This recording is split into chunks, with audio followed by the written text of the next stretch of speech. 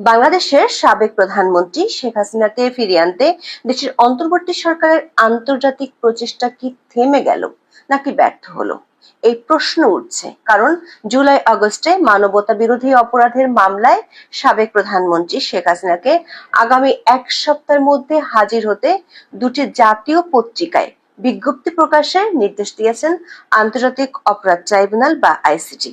অথচ বেশ কয়েকবার সরকার আইন ও স্বরাষ্ট্র উপদেষ্টা ও আইসিটির চিফ প্রসিকিউটর দাবি করেছিলেন ইন্টারপোলের মাধ্যমে তাকে ফিরিয়ে আনা হবে। পুলিশ সদর দপ্তরের তথ্য অনুযায়ী চলতি বছরের ফেব্রুয়ারি থেকে এপ্রিলের মধ্যে 2 দফায় শেখ হাসিনা সহ 12 জনের বিরুদ্ধে রেড নোটিশ জারির জন্য ইন্টারপোলের কাছে আবেদন করেছিল বাংলাদেশ পুলিশের ন্যাশনাল সেন্টার ব্যুরো বা এনসিবি। তবে সে আবেদনে এখনো পর্যন্ত সাড়া দেয়নি ইন্টারপোল। আবার শেখ হাসিনাকে ফিরিয়ে দেওয়ার জন্য ভারতের কাছে বন্দী প্রত্যর্পণ চুক্তি অনুযায়ী ভার্বাল নোটও পাঠিয়েছিল পররাষ্ট্র মন্ত্রণালয়। তারও কোনো সদুত্তর মেলেনি। শেষমেশ আইনি প্রক্রিয়ার অংশ হিসেবে পত্রিকায় বিজ্ঞাপন ছাপার আদেশ পেয়েছে আদালত থেকে। বিস্তারিত জানতে চলুন যাওয়া যাক বিশ্লেষণ।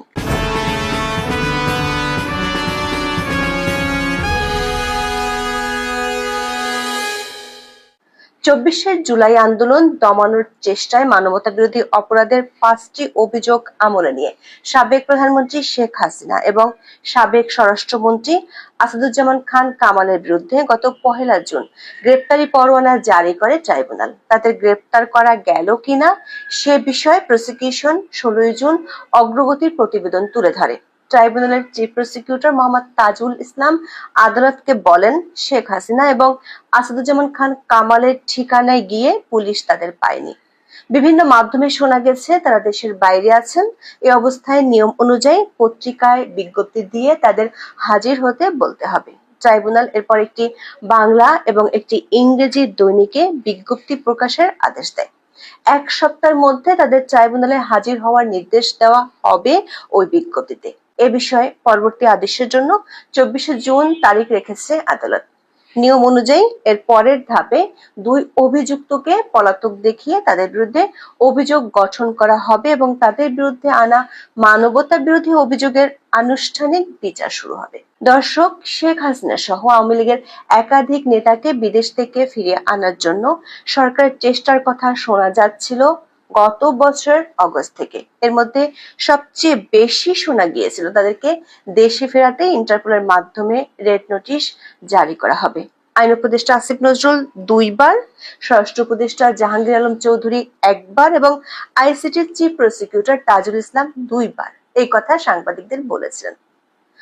প্রথমে বলেছিলেন আইন উপদেষ্টা 2024 সালের 10 নভেম্বর আইসিটি সংস্কার কাজ দেখতে গিয়ে তিনি বলেছিলেন শেখ হাসিনাকে দেশে ফেরাতে ইন্টারপোলের মাধ্যমে রেড নোটিশ জারি করা হবে। তার 2 দিন পর ট্রাইব্যুনালের চিফ প্রসিকিউটর বলেছিলেন এ বিষয়ে পদক্ষেপ নিতে আইজিপিকে চিঠি দেওয়া হয়েছে।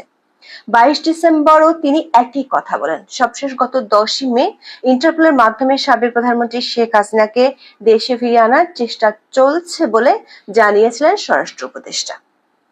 বাংলাদেশ পুলিশের ন্যাশনাল সেন্টার ব্যুরো বা এনসিবি থেকে পাওয়া তথ্যে জানা গেছে সাবেক প্রধানমন্ত্রী শেখ হাসিনা সহ 12 জনের বিরুদ্ধে রেড নোটিশ জারির জন্য আন্তর্জাতিক পুলিশ সংস্থা ইন্টারপোলের কাছে 3টি আলাদা ধাপে আবেদন করা হয়েছে।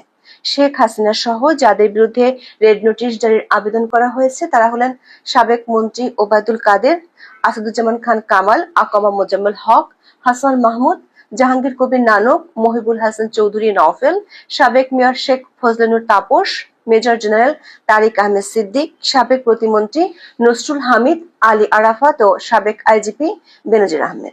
পুলিশ সদর দপ্তর সূত্রে জানা গেছে আদালত, প্রসিকিউশন ও তদন্ত সংস্থার অনুরোধের পরিপ্রেক্ষিতে পুলিশ সদর দপ্তরের এনসিবি শাখা ইন্টারপোলে রেড নোটিশ জারির আবেদন করে থাকে। শেখ হাসিনা সহ যে 12 জনের বিরুদ্ধে রেড নোটিশ জারির আবেদন করা হয়েছে তাদের মধ্যে বেনজির আহমেদের বিরুদ্ধে করা আবেদনের আর্থিক অপরাধের অভিযোগ তুলে ধরা হয়েছে।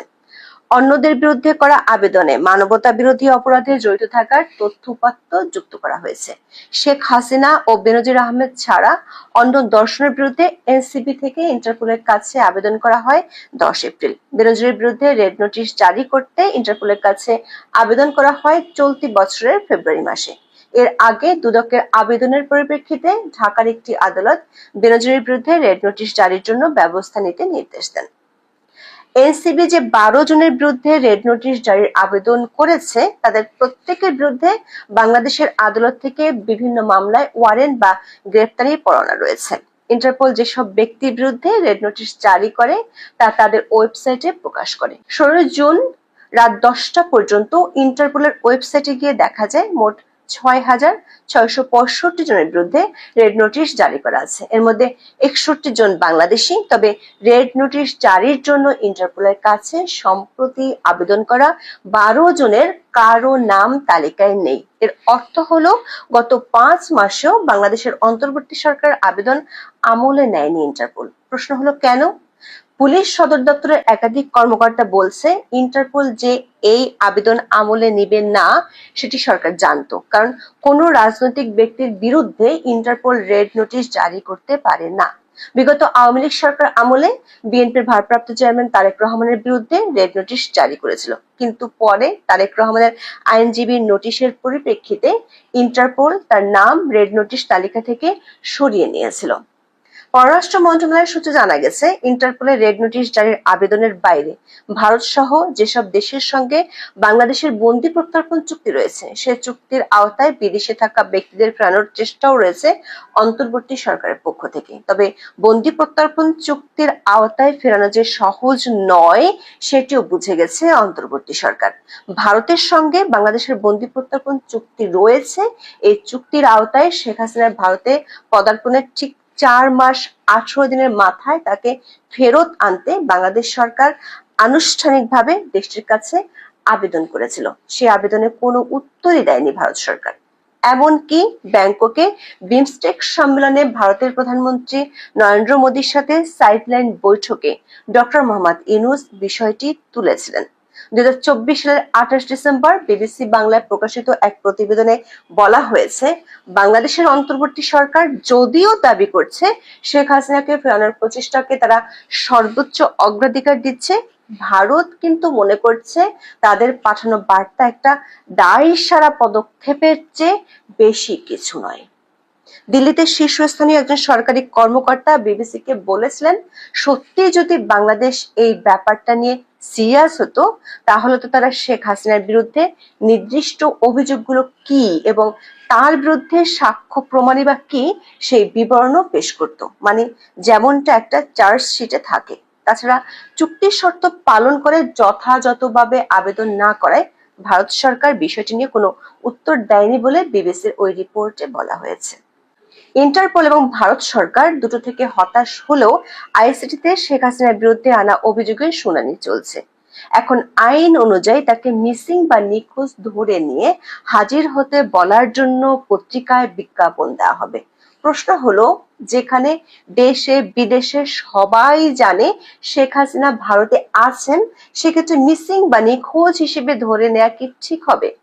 আবার মিসিং বা নিখোঁজদের জন্য ইন্টারপোলে নোটিশ দেয়া যায় সেটি কি সরকারের সংশ্লিষ্টরা জানেন? সেই নোটিশকে বলা হয় হলুদ বা ইয়েলো নোটিশ। ইন্টারপোলের ইয়েলো নোটিশে বাংলাদেশের 3 জনের নাম আছে। আবার শেখ হাসিনা যে ভারতে আছেন সেটি যেহেতু সবাই জানে তাহলে তাকে হাজির হওয়ার যে বিজ্ঞপ্তি সেটি কোন দেশের পত্রিকায় ছাপা হবে? 16 জুন আদালতে প্রসিকিউশন টিম যে অগ্রগতি প্রতিবেদন তুলে ধরেছে সেখানে শেখ হাসিনা ও আসাদুজ্জামান খান কামালের অবস্থান, তাদের ফিরিয়ে আনার ব্যাপারে পরিষ্কার ও স্পষ্ট কোনো তথ্য তুলে ধরতে পারেনি। তাহলে এতদিন সরকার উপদেষ্টা ও কর্মকর্তারা যেসব বক্তব্য দিয়েছিলেন সেগুলো কি শুধুই রাজনৈতিক বক্তব্য ছিল? এখন এ পর্যন্ত। সবাই ভালো থাকুন, সুস্থ থাকুন, নিরাপদে থাকুন। দেখা হবে আগামী পর্বে।